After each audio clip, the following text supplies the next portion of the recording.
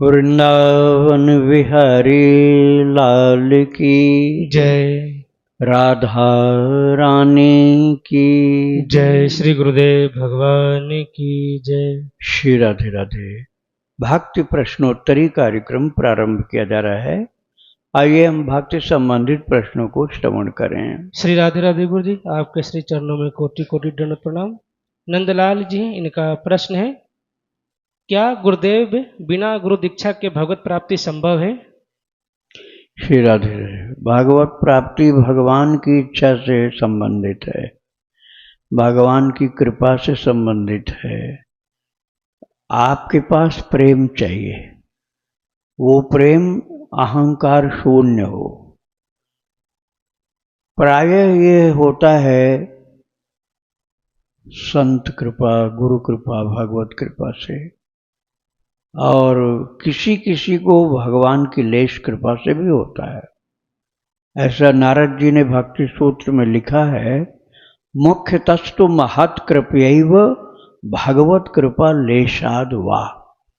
ये सूत्र है नारद जी का।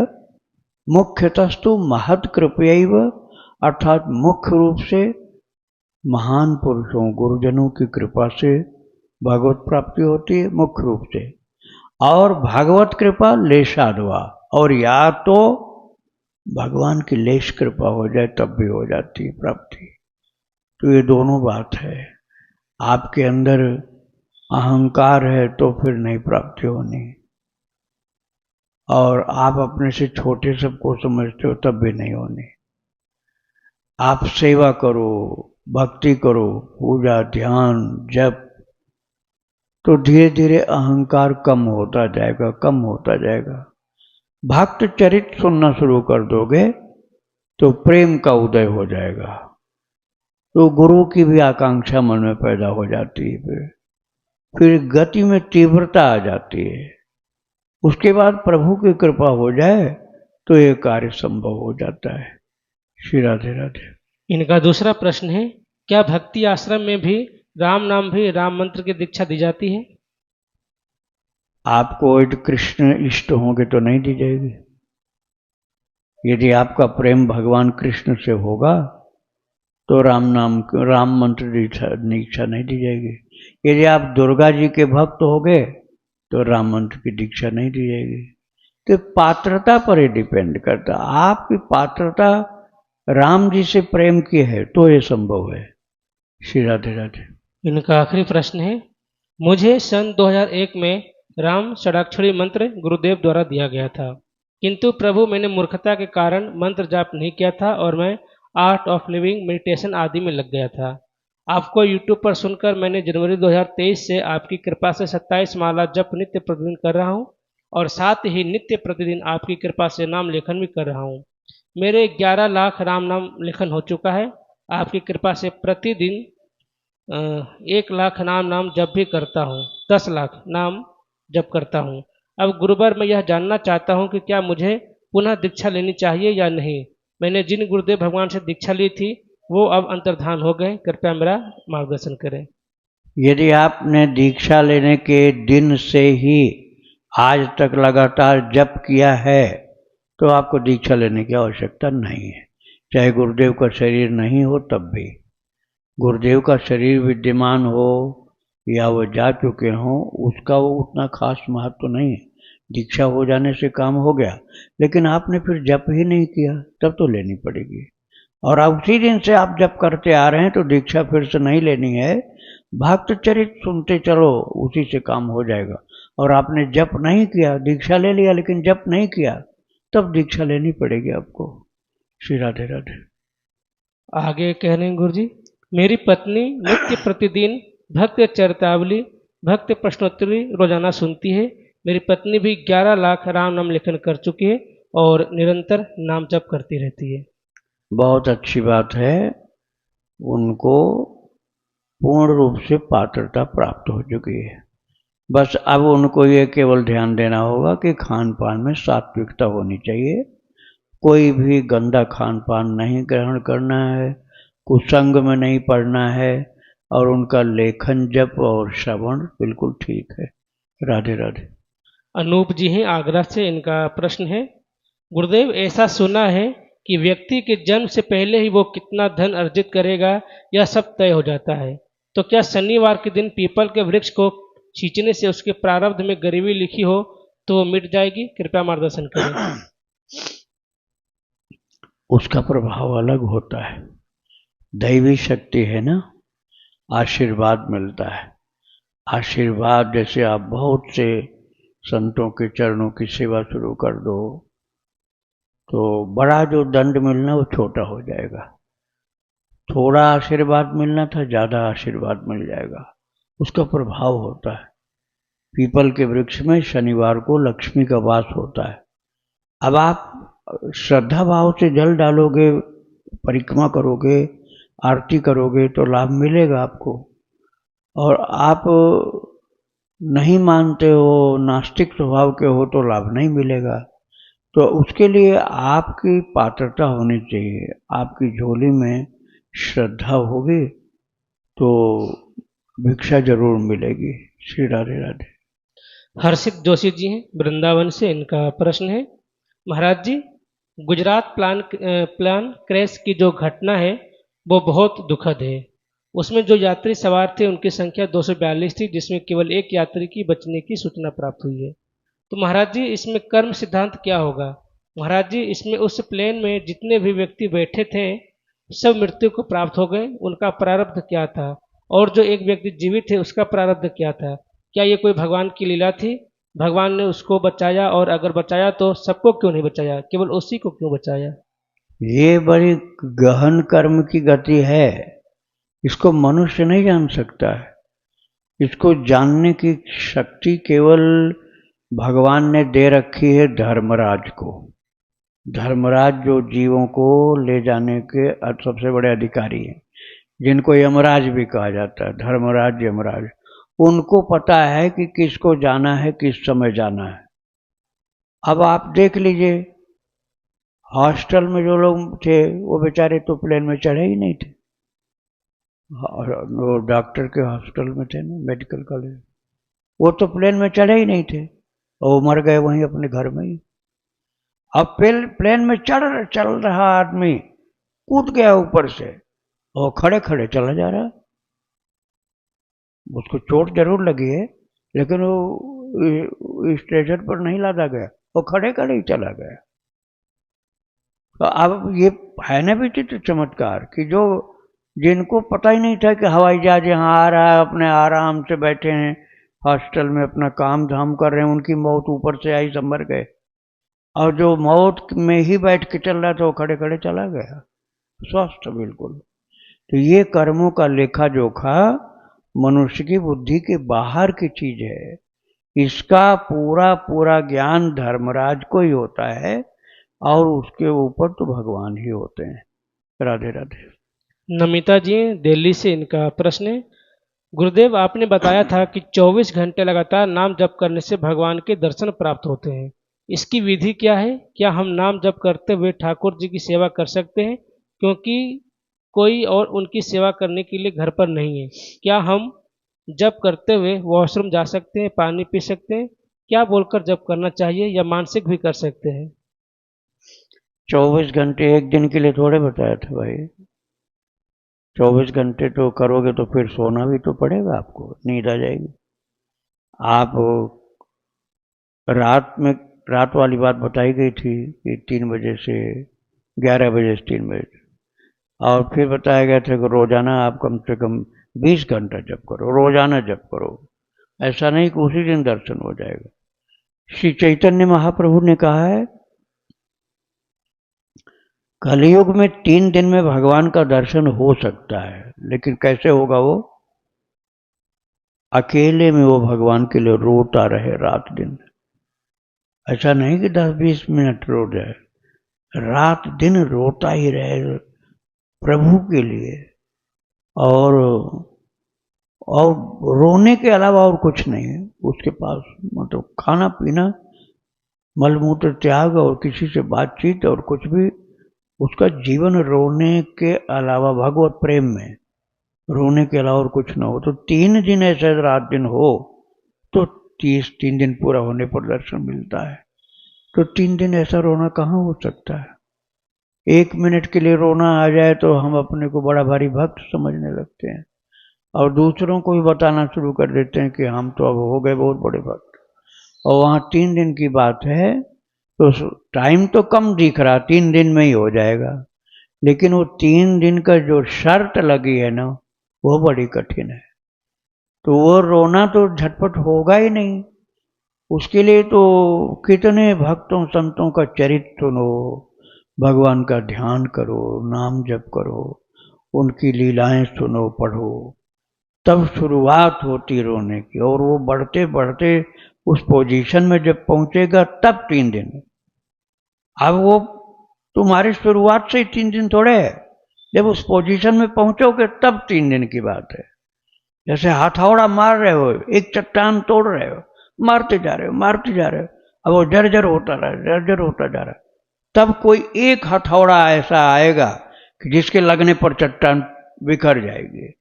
अब तुम कहोगे पहले से क्या, हमारे तो एक हथौड़े से ही हो जाना, एक हथौड़ा बहुत बाद में आएगा। तो 3 दिन का रोना कोई झटपट आता है, कई जन्म के बाद किसी किसी को आता है। श्री राधे राधे।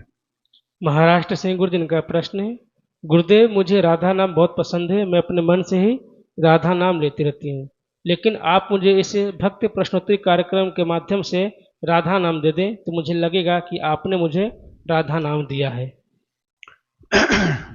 ठाकुर जी की कृपा से आपके अंदर श्रद्धा है तो आप राधा नाम जपिए, राधा नाम लिखिए, राधा नाम का ध्यान करिए और निश्चित ही प्रभु की कृपा होगी। आप चालू कर दीजिए। श्री राधे राधे।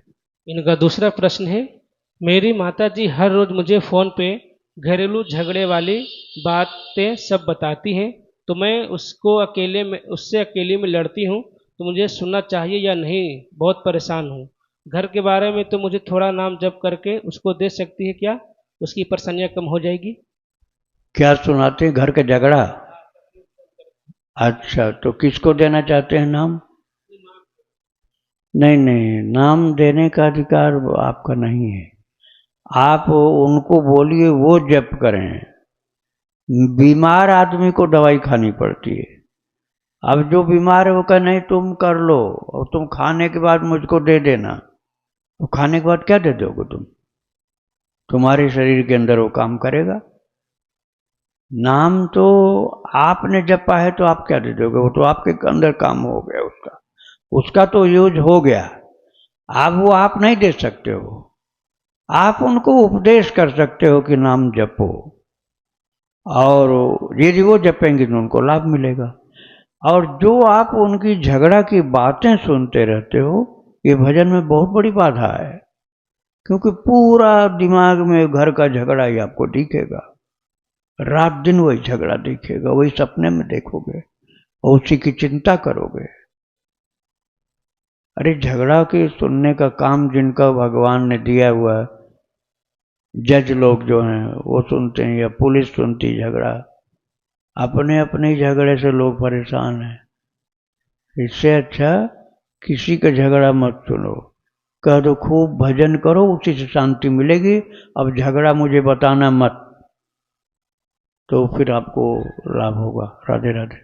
तानिया जी हैं गुरुगांव से, इनका प्रश्न है, मैं अभी पढ़ाई कर रही हूँ और ग्रेजुएशन पूरा हो चुका है, लेकिन अभी और पढ़ाई करना चाहती हूँ। मैं अभी अपना करियर तय नहीं कर पा रही हूँ क्योंकि मुझे इस साल नाम जप के बारे में पता चला और मैं नियमित रूप से नाम जप करती हूँ और मुझे इसमें अत्यंत शांति व आनंद मिलता है, लेकिन शिक्षा के कारण मैं इसमें अपना समय 1-2 घंटे से ज़्यादा नहीं लगा पा रही हूँ। मैं डॉक्टर बनना चाहती हूँ और पढ़ाई में बहुत समय लगता है और मैं सोच रही हूँ कि शायद कोई और पेशा समय बचा सकता है, लेकिन शादी के बाद तो घर और नौकरी दोनों संभालने ही है। ऐसे में बेहतर है कि मैं वही बनूँ जो सच में बनना चाहती हूँ, ताकि बाद में पछतावा न रहे कि ना तो सपना पूरा हुआ और न ही नाम जप का समय मिला। मैं मानती हूँ कि सब जगह और सब में भगवान ही हैं, फिर भी मेरा मन नाम जप करने को चाहता है। मेरी इच्छा है कि मैं शादी से पहले 8 करोड़ से ज़्यादा नाम जप पूरा कर लूँ। ये सोचकर बहुत दुखी और उलझन में हूँ। मैं समझ नहीं पा रही हूँ कि मुझे क्या करना चाहिए। आप भगवान के अति प्रिय हैं, इसलिए कृपया मुझे आशीर्वाद दें कि मैं अपनी पढ़ाई पूरी कर सकूं और बिना किसी बाधा के अपना पूरा जीवन नाम जप कर सकूं। हाँ, आपका विचार बहुत सुंदर है। ये निश्चय आपका बना रहा तो आगे भक्ति जरूर होगी आपसे। अभी आपको डॉक्टर बनना है तो आपको पढ़ाई में ध्यान देना पड़ेगा, लेकिन ये जपना बिल्कुल मत छोड़ना। भले ही थोड़ा कम समय हो जाए पढ़ाई की अधिकता के कारण, लेकिन एकदम बंद मत कर देना, तो आपका ये संस्कार बना रहेगा। और जब समय आएगा, अर्थात पढ़ाई पूरी हो जाएगी डॉक्टर बन जाने के बाद, आप जप भी करना और दूसरों की सेवा भी करना। केवल पैसा कमाने के चक्कर मत पड़ना, तो फिर तुमको बहुत शांति मिलेगी। श्री राधे राधे।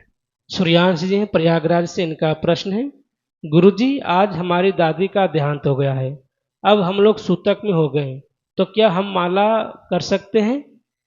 पवित्रीकरण मंत्र बोलकर आचमनी करके माला कर सकते हैं और लड्डू गोपाल जी की आरती पूजा भोग कर सकते हैं या नहीं? अरे भाई, भगवान का नाम इतना ज्यादा पवित्र करने वाला है कि उसके अलावा पवित्री से, जल छिड़कने से पवित्र होने की बात ही मत सोचो।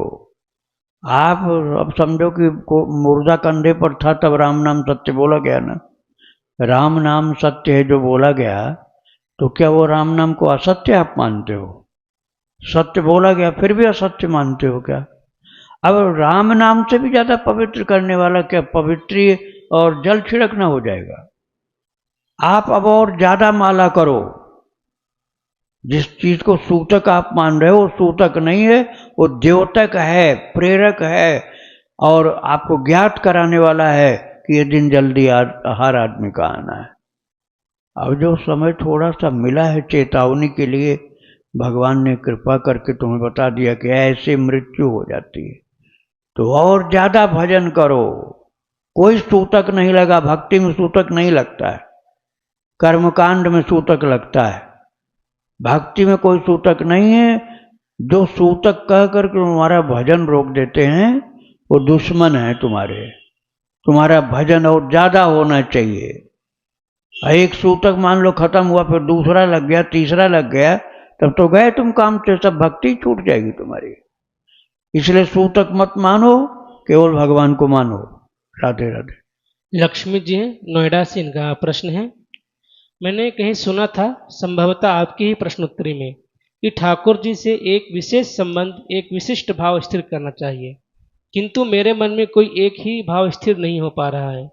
मेरे लिए लड्डू गोपाल लल्ला के रूप में प्रकट होते हैं और उस रूप में मेरे भीतर वात्सल्य और बाल भाव प्रबल रूप में उमड़ता है, परंतु दूसरे क्षण वही स्वरूप सखी भाव को भी प्रकट कर देते हैं, जैसे वे मेरे सबसे निकटतम मित्र हो, भाई हो, पुत्र हो, मानो सब कुछ वही हो, हर भाव में वही समाये हुए प्रतीत होते हैं।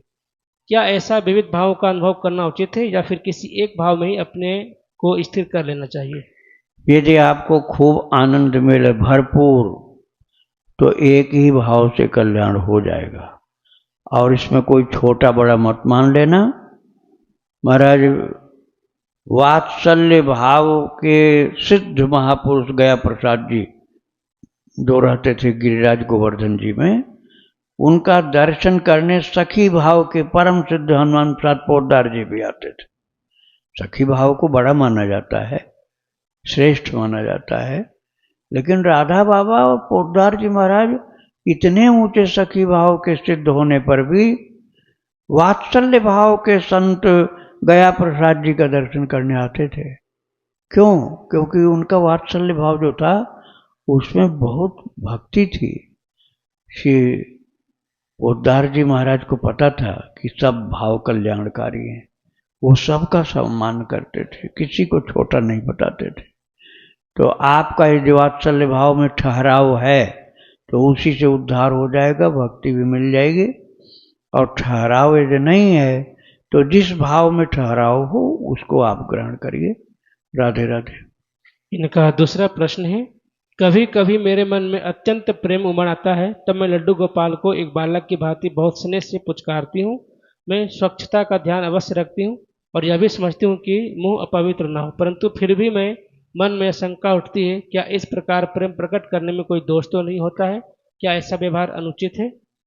बिल्कुल ठीक है। वात्सल्य भाव में श्यामा ब्राह्मणी नाम की एक भक्ता का चरित्र मैं सुना चुका हूँ। श्यामा माता का चरित्र और भक्ति आश्रम आप डालेंगे तो आ जाएगा। अयोध्या जी में थी हूँ। 3 वर्ष तक लगातार भगवान उनकी छाती पर रात को बैठ करके दूध पीते थे और सोने नहीं देते थे। रात भर उनसे गोद में रहते थे उनके। उसके बाद उन्होंने किसी को बता दिया। एक सखी पूछती रही, अरे अब जप नहीं करती हो, हजारा माला कहाँ चला गया, निकलती नहीं हो, सत्संग में नहीं जाती हो, क्या हो गया? तो उसने बता दिया और जिस दिन बताया उसी दिन से भगवान का आना बंद हो गया। उसके बाद विरह व्याप गया, उसको बहुत विरह व्याप गया। उसी विरह में शरीर छोड़ दिया। जानकी जी का दर्शन हुआ उसको जनकपुर में जाकर।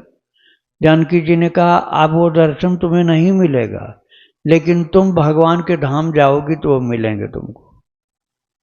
तो आप किसी भाव को कम मत समझिए। वात्सल्य भाव कोई मामूली चीज नहीं है।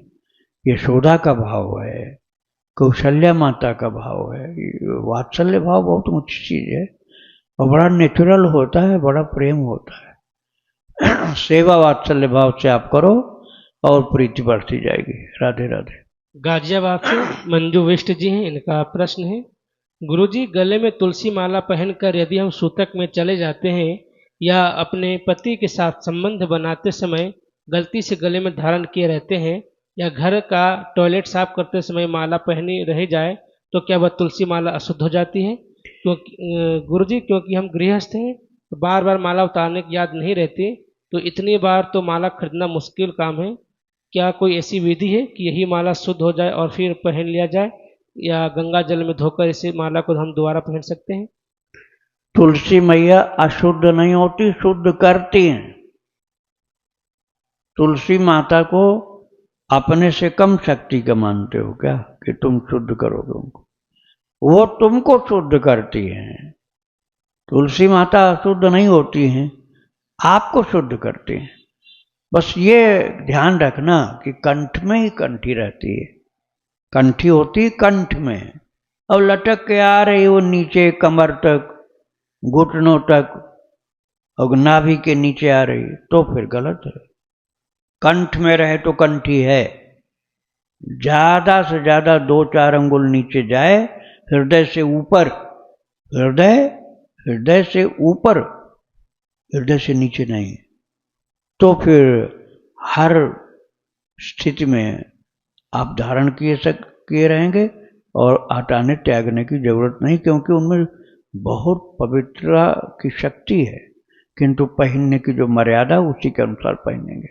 श्री राधे राधे। श्री जी के पास एक व्यापार है छोटा सा, पूजा सामग्री का। पहले मैं उसे बड़ा उत्साह से करता था। हाँ, जब संसार की सब कुछ चाहत थी।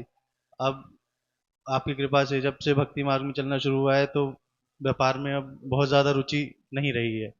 अब प्रभु की तरफ ही आकर्षण रहता है। तो मैं ये जानना चाहता हूँ कि अब अपने व्यापार में जो हर संसारी व्यक्ति का एक चाहत होती है उसे बढ़ाने की, उसे ऊंचाई पे ले जाने की, तो अब उसमें रुचि नहीं है। तो मुझे ये व्यापार करना चाहिए या जो मेरे पे साधन है उसी का प्रयोग करके अब धामवास की आशा करनी चाहिए? व्यापार आप भक्ति के ढंग से करिए, अर्निंग के लिए मत करिए। उसमें यथा लाभ संतोष वृत्ति होनी चाहिए। 8 यथा लाभ संतोषा, सपने नहीं देखई पर दोषा। ये राम जी ने शबरी से माता से कहा। शबरी माता से 9 भक्ति की बात की, 9धा भक्ति, उसमें 8वीं भक्ति ये है, 8 यथा लाभ संतोषा, सपने नहीं देखे पर दोषा। जितना प्राप्त हो गया उसी में संतुष्ट हैं और दूसरों में कमी मत ढूंढे। तो उस व्यापार में भगवान की भक्ति यदि जोड़ के रखोगे तो 9धा में से 8वें नंबर की भक्ति है, तो वो उसमें दोष नहीं है। अब जहाँ उद्देश्य हो जाता है केवल पैसा कमाना, तो गड़बड़ी शुरू हो जाती है। हमारा जो धर्म है हमें वो करना है। जैसे किसी को भगवान ने दिया है कि तुम कथा सुनाओ, किसी को दिया है कि तुम भक्तों के लिए सामान तैयार करो, कंठी बनाओ, माला बनाओ, तो वो उसका धर्म है। अब उसमें वो बेईमानी करेगा, नकली बना कर देगा या लोगों को धोखा देगा, झूठ बोलेगा, तो गलत हो जाएगा, तो धर्म की जगह अधर्म हो जाएगा। तो आप यथा लाभ संतोष वृत्ति धारण करो और उसमें ईमानदारी रखो, तो जो ठाकुर जी आपको देंगे वो प्रसाद है, तो उसमें कोई हानि नहीं होगी। और जहां मुख्यतः आपने अर्थोपार्जन को कर दी तो गड़बड़ी होने की संभावना बहुत रहती है। व्यापार खराब नहीं होता। तुलाधार वैश्य महाभारत काल में हुए और आज तक कथा कही जाती है उनकी। तो व्यापार में शुद्धता यदि हो तो उस व्यापार के द्वारा भक्ति में कोई कमी नहीं आने पाती। श्री राधे राधे। राधे राधे जी। जैसे मैंने माला इस्कॉन से ली थी, तो मुझे दिलाई थी, तो मैं इनसे हरे राम हरे कृष्णा का जाप करता था। अब मैं राधे राधे राधे राधे राधे राधे जी का ही जाप करता हूँ। तो कभी कभी इस माला से जैसे राधे राधे के भी जाप कर सकता हूँ या सिर्फ महामंत्र का ही है? नहीं नहीं, भगवान का कोई भी नाम जप करो, कोई भी नाम। राधे राधे भी कर सकते हो, हरे राम हरे कृष्ण भी कर सकते हो। माला नहीं बदलनी, वही रहेगी माला। ठीक है। ये तुलसी की माला है, तो आपके भगवान के कोई भी नाम या मंत्र हो सबके लिए वही लागू रहेगी। ठीक है। अब जैसे मैं कभी ऑफिस जाता हूँ तो माला नहीं ले जा पाता, तो एक काउंटिंग है, मैं इससे कर सकता हूँ? काउंटर तब यूज करो ना जब माला किसी कारण से नहीं हो सकती वहां तब। जैसे सुबह अपने घर में तुम तुलसी की माला से ही करो, काउंटर से नहीं करो। अब कहीं ऐसी जगह जाना पड़ता है कि तुमको माला रखने में बहुत बड़ी बाधा है, तब काउंटर यूज कर सकते हो। श्री राधे राधे। महाराज जी, एकादशी के दिन जैसे तुलसी महारानी को कई बार हमें भाव आता है कि तुलसी महारानी भी व्रत रखे होंगे, तो हम जल दे सकते हैं उनको एकादशी में, द्वादशी में, या नहीं देना चाहिए? द्वादशी में निषेध है, एकादशी में निषेध नहीं है। और यदि पौधा सूख रहा है, गर्मी ज्यादा पड़ रही है, तो पौधे पर जल नहीं डाल के जमीन पर जल डालो, थोड़ा दूर ऐसे डालो कि वो थोड़ी देर में धीरे धीरे रिश्ता रिश्ता जड़ों में पहुंच जाए, तो पौधे की सुरक्षा हो जाएगी, नहीं तो सूख जाएगा। ऊपर से नहलाने का द्वादशी में निषेध है, और मंगलवार और रविवार को निषेध है। और रोजाना आप हल्की पतली धार से नहला सकते हो, लेकिन गर्मी के टाइम में, जाड़े का टाइम है तो चम्मच से पानी डालो, थोड़ा पानी डालो। और ऋतु के अनुसार बरसात में बहुत ज़्यादा पानी डालो, जड़ को सड़ने का डर रहता है, तो छाया और धूप का भी ख्याल रखना पड़ेगा। छाया भी मिलनी चाहिए, धूप भी मिलनी चाहिए, और पाला पड़ रहा है, बर्फ पड़ रही है, तो अंदर भी रखना पड़ेगा। श्री राधे राधे। मेरा ये प्रश्न है कि जैसे कभी कभी माला जपते समय हाथ से, मतलब माला जो है वो पहले ऐसा झोली था कि वो निकल जाता था और गलती से नीचे गिर जाता था, मतलब जमीन में सट जाता था और पैर में भी लग जाता था, तो क्या इससे कोई अपराध?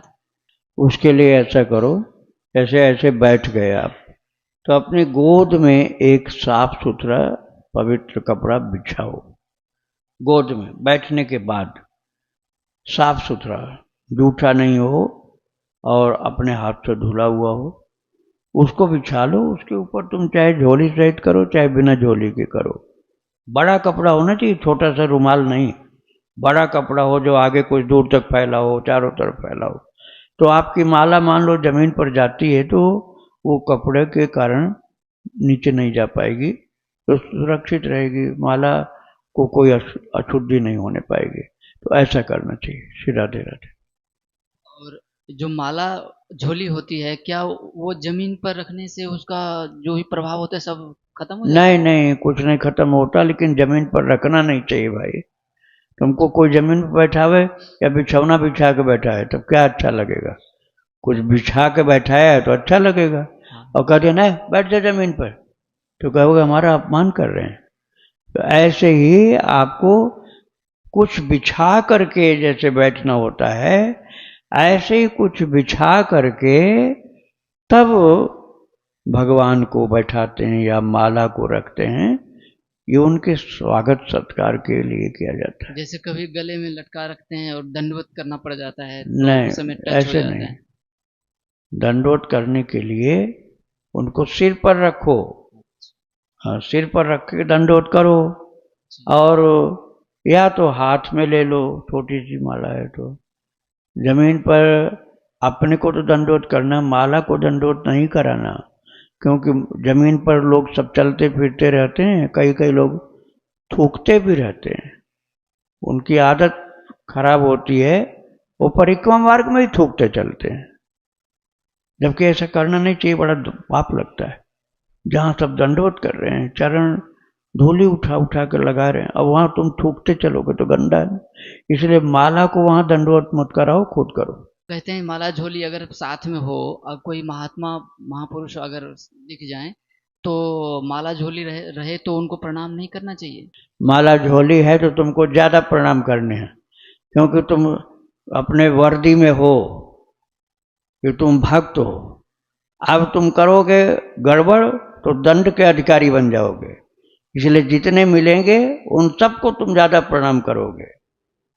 अब जो नहीं बिना माला झोले नास्तिक आदमी वो करे प्रणाम चाहे मत करे, वो अपराध क्षमा होता है उसका।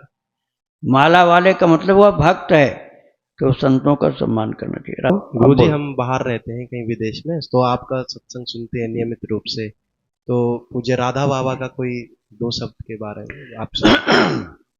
श्री राधे राधे दे दो। राधा बाबा एक ऐसे महान पुरुष थे जिनके जीवन में प्रारंभ में शिव जी की कृपा हुई थी। पूरा चरित्र मैंने सुनाया विस्तार से। छोटे बच्चे थे तो शिव जी की कृपा हुई थी। अब शिव जी की कृपा के बाद उनको वैराग्य होने लग गया और पढ़ाई लिखाई बीच में छोड़ करके भगवान की तरफ चल पड़े। तो निर्गुण निराकार की ओर लगे थे वो, सेठ जयदयाल गोयंदका के साथ रहते। लेकिन जब जयदयाल गोयंदका जी भगवान के सगुण साकार की बात करते थे तो वो नाराज हो जाते थे। राधा बाबा, आप तो अद्वैत ब्रह्म की बात कर रहे थे, ये कहाँ से द्वैत वाली बात चालू हो गई?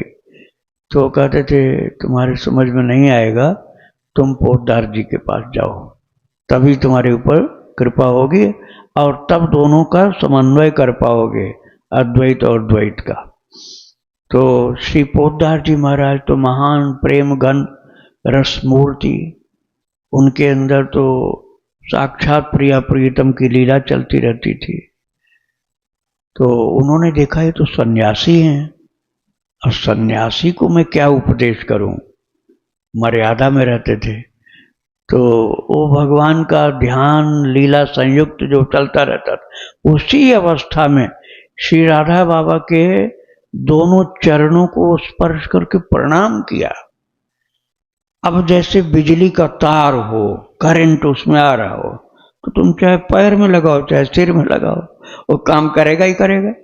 ऐसे ही उनके अंदर इतनी ज्यादा भक्ति की ऊर्जा थी श्री पोद्दार जी के अंदर कि राधा बाबा जो राम सुखदास जी से और जयदयाल गोयंदका जी से महीनों शास्त्रार्थ करने पर कुछ भी समाधान नहीं मिल पाया था, 1 सेकंड में राधा बाबा के चरणों को पोद्दार जी ने स्पर्श किया, चरण को, सिर पर हाथ नहीं रखा था, और एकदम आमूल चूल परिवर्तन हो गया।